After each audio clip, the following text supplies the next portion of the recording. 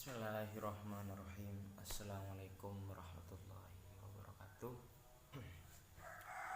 Bismillahirrahmanirrahim. Alhamdulillahirrabbilalamin. Wabihi nasta'in ala umur dunia wa din. Assalatu wassalamu ala asyrafil anbiya wal mursalin Sayyidina wa habibina wa syafi'ina wa lana Muhammadin. Yang terhormat dosen pengampu filsafat hukum Islam yang mulia Bapak Fajar, dan ini untuk memenuhi video ini adalah untuk memenuhi tugas UTS filsafat hukum Islam. Di sini akan mengulas tentang biografi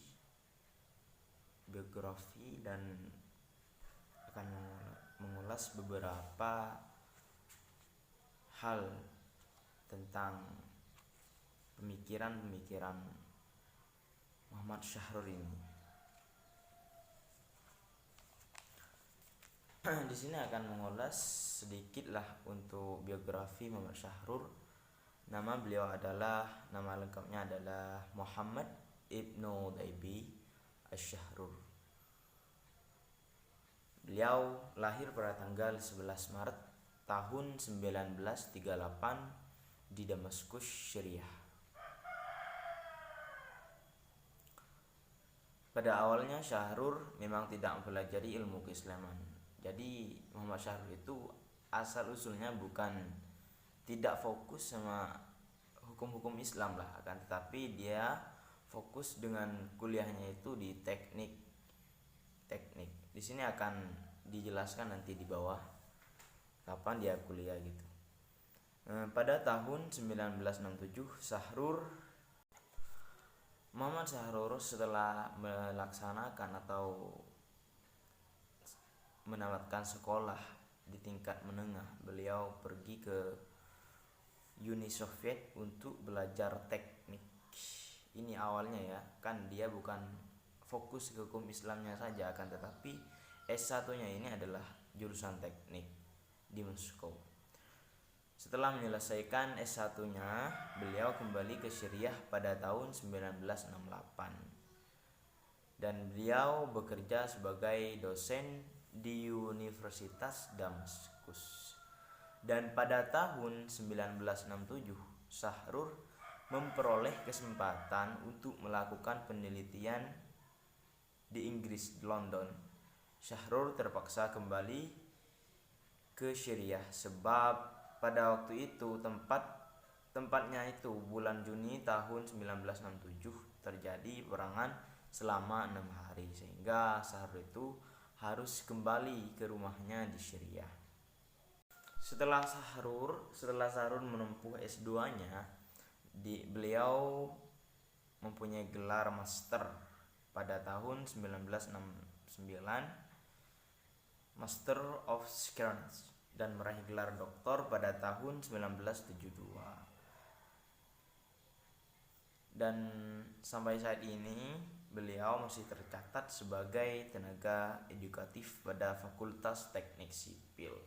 Jadi Muhammad Syahrur itu awal mulanya bukan seorang pembelajar yang fokus pada hukum Islam, akan tetapi dia adalah seorang teknik. Beliau tidak sama dengan filosof lainnya yang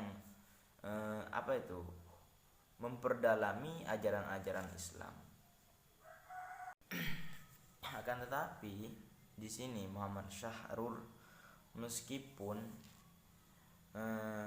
awalnya adalah pendidikan teknik, namun ia tertarik untuk mengkaji Al-Quran secara lebih serius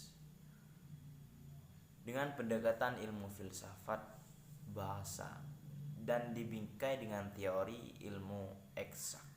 Bahkan beliau juga menulis buku dan artikel tentang pemikiran keislaman untuk merespon isu-isu kontemporer. Jadi Muhammad Syahrur itu meskipun awal mulanya itu belajarnya adalah teknik, beliau tertarik untuk mengkaji hukum-hukum Islam yang sudah ada. Bahkan beliau menerbitkan artikel-artikel keislaman untuk merespon isu-isu kontemporer tersebut. Dan beliau tertarik kepada Ja'far dan Al-Baq dengan pemikirnya itu tersebut. Dan beliau pada tahun 1970 sampai 1980 beliau sudah mendalami hukum-hukum Al-Quran gitu. Dan bahkan beliau menerbitkan buku pada tahun 1990 di sini. Ya cukup panjang lah, sekitar di sini 20 tahun. Jadi beliau belajar tentang keislaman itu sekitar 20 tahunan lah. Dan setelah itu pada fase pertama setelah berapa tahun, 20 tahun ya, Syahrul merasa bahwa kajian keislaman yang dilakukan kurang membuahkan hasil dan tidak ada teori baru yang diperolehnya. Dia merasa selama ini terkungkung dan literatur keislaman klasik yang cenderung memandang keislaman sebagai ideologi atau akidah, baik dalam bentuk pemikiran, kalam maupun fikih. Sebagai implikasinya, maka pemikiran tafsir akan mengalami stagnasi dan nyaris hanya jalan di tempat. Sebab selama ini seolah pemikiran tafsir dianggap sebagai sesuatu yang final. Dan dari itu, karena selama 20 tahun tidak ada hasilnya, maka Muhammad Syahrul ini ada keinginan untuk merombak penafsiran yang baru oleh pemikiran dan interaksi generasi yang telah diperoleh oleh Syahrul. Kemudian dalam kajian hermeneutik, Syahrul telah menunjukkan kreativitas penafsiran dengan memperkenalkan istilah Al-Quran itu teksnya tetap, namun kandungan makna teksnya mengalami perubahan. Jadi ini adalah salah satu patokan Syahrul merombak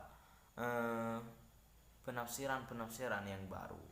Karena Al-Quran itu tetap, akan tetapi kandungan makna teksnya mengalami perubahan gitu.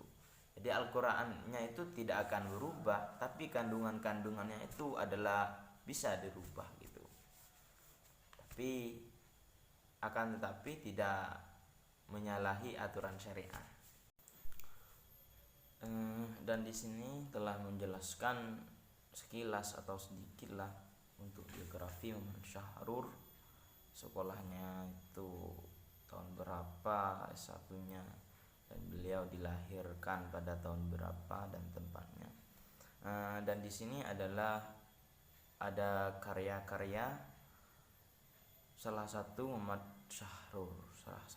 karya-karya Muhammad Syahrul adalah Qiraah Mu'assirah, Dirasah Islamiyah Al-Mu'assirah, dan Al-Islam wal Iman Manzumat Al-Qiyam.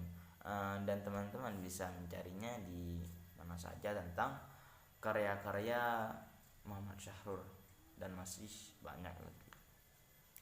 Dan penjelasan yang kedua adalah teori batas, yang mana hal ini adalah menggunakan teori sains. Mungkin beda lah cara penafsiran Al-Quran itu menggunakan sains. Kalau penafsir lain untuk hukum Islam ya menggunakan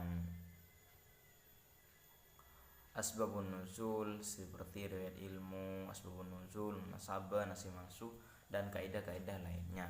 Itu adalah seorang mufassir yang lainnya.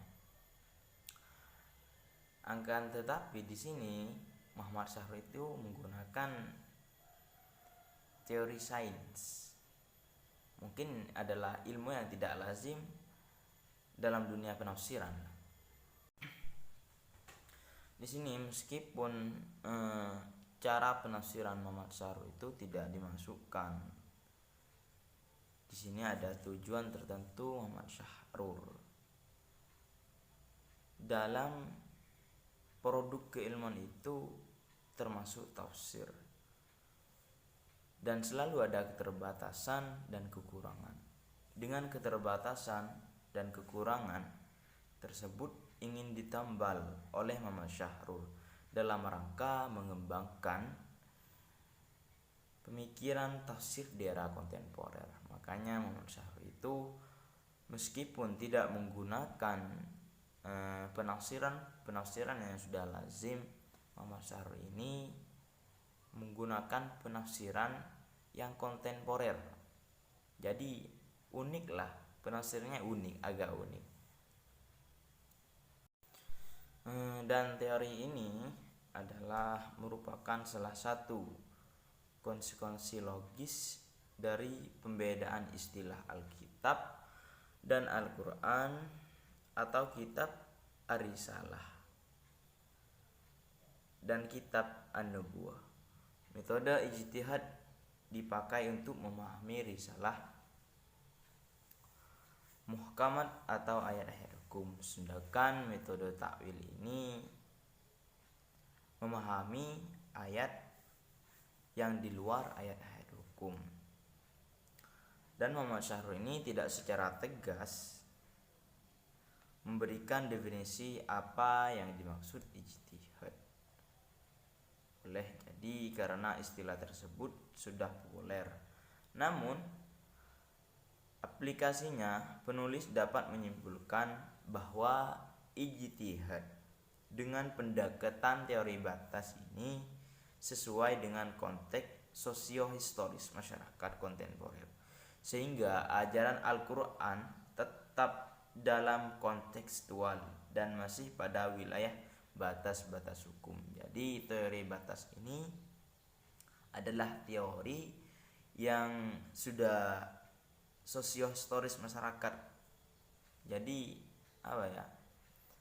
sesuai dengan keadaannya gitu. Sudah masuk ke daerah masyarakat tersebut. Namun tidak mengubah kontekstual yang ada dalam Al-Quran.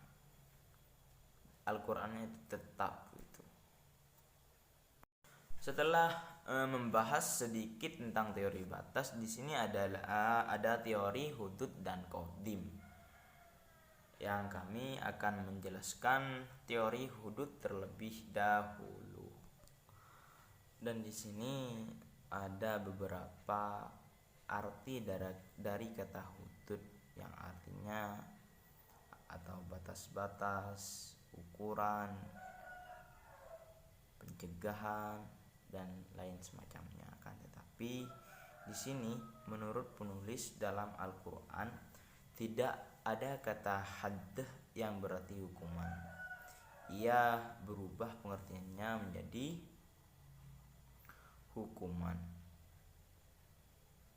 setelah munculnya teori hukum fikih konvensional. Dalam Al-Quran itu hadd itu tidak ada arti hukuman, akan tetapi setelah munculnya hukum fikih konvensional, maka kata hadd itu bisa dikatakan hukuman gitu. Sehingga dalam kitab-kitab fikih biasanya ada bab tersendiri, yaitu bab al-hudud. Itulah mengapa dalam teori fikih konvensional hudud dipahami sebagai ancaman hukuman atau al-uqubat yang dimaksudkan untuk mencegah pelanggaran hukum. Di samping itu, had juga dimakna ukuran. Jadi had itu selain bermakna hukuman juga bermakna ukuran, yang mana ada ukuran-ukuran tersebut dalam hukuman. Sudah diukur batasannya gimana dalam Al-Quran dan hadis gitu. Atau asyari lah, Allah wa rasuluhu. Berangkat dari penjelasan makna tersebut dalam teori fikih konvensional, istilah hudud lalu diartikan sebagai ancaman hukuman yang telah ditentukan kadar bentuk oleh Al-Quran. Jadi hukuman-hukuman itu sudah ditentukan dalam Al-Quran dan hadis terhadap pelaku tindakan kejahatan yang berkenaan dengan hak masyarakat dan hukuman. Itu dapat dipahami sebagai sesuatu yang sudah rigid, yakni hukuman-hukuman tersebut itu karena sudah ditentukan dalam Al-Quran dan hadis itu bersifat rigid, yakni tidak bisa ditawar-tawarkan lagi hukuman tersebut.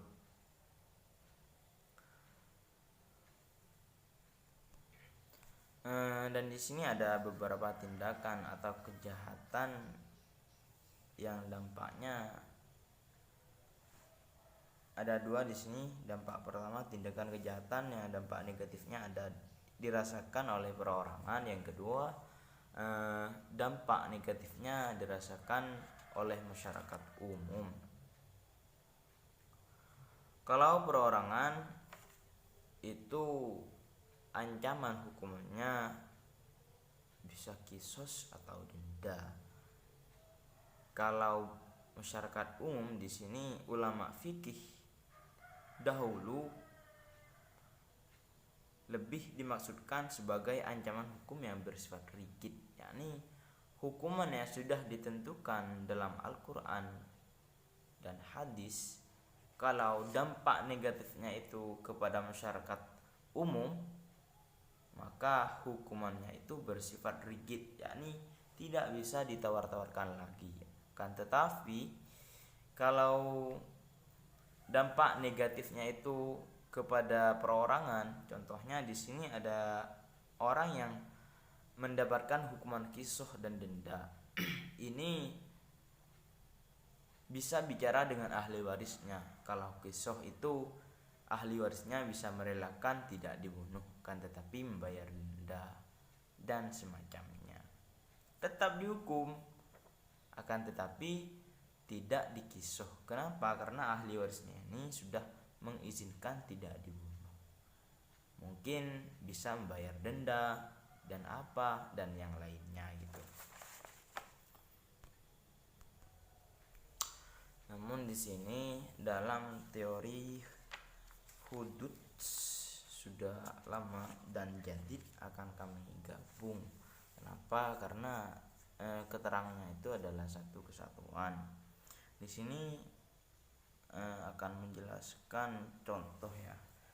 Pada zaman dahulu itu pada waktu Sayyidina Umar, di sini ada seorang pencuri, yang mana hal ini pada waktu itu adalah waktu penceklik atau melarat gitu. Jadi dalam Al-Quran kalau itu memang bersifat rigid, dalam Al-Quran itu sudah dijelaskan as-sariqatu faqta'u aydihuma. As-sariqu was-sariqatu faqta'u aydihuma.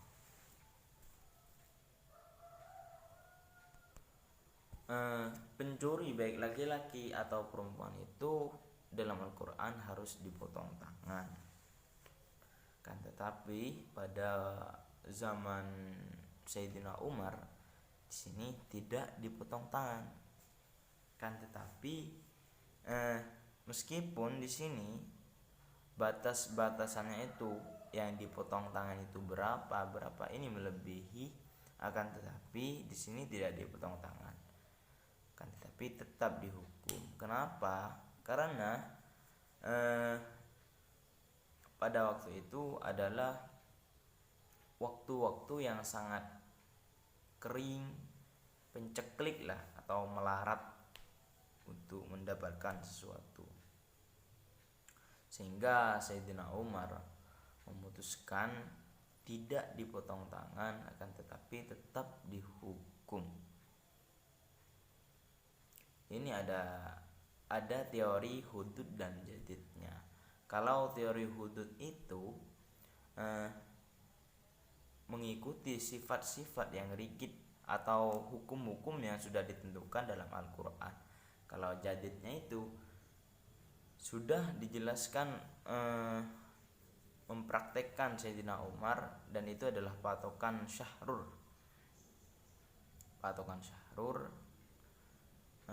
untuk hukum-hukum yang jadid. Jadi teorinya Syahrur itu, Muhammad Syahrur itu mengikuti zaman itu, mengikuti zamannya atau kondisi pada waktu itu. Jadi kalau kondisi saat itu yang tadi, yang jadidlah, yang baru, maka tidak dipotong tangan, kan, tetapi tetap dihukum mengikuti apa yang diperintahkan hakim, seperti denda dan lainnya. Mungkin cuma itu penjelasan teori Syahrur, jadid, dan qadim. Dan di sini ada beberapa teori-teori yang Syahrur miliki. Di sini ada 6 ya. Ada 6. Yang pertama, posisi batas maksimal, halah al-haddah al-a'la. Yang kedua, posisi batas minimal. Yang ketiga adalah posisi antara maksimal dan minimal. Yang keempat, posisi lurus tanpa alternatif atau disebut halah al-mustaqim. Yang kelima adalah halah al-haddah al-muqarrib. Di sini sulit ya. Yang keenam adalah posisi batas maksimal positif dan batas minimal negatif. Ini adalah teori Muhammad Syahrur. Di sini ada 6. Yang saya ketahui memang ada 6. Tapi tidak jauh lah tentang penjelasan dari tadi, batas-batasannya itu gimana. Mungkin cuma itu penjelasan dari kami. Wallahu muwaffiq ila aqwamit thoriq. Wassalamualaikum warahmatullahi wabarakatuh. Semoga bermanfaat.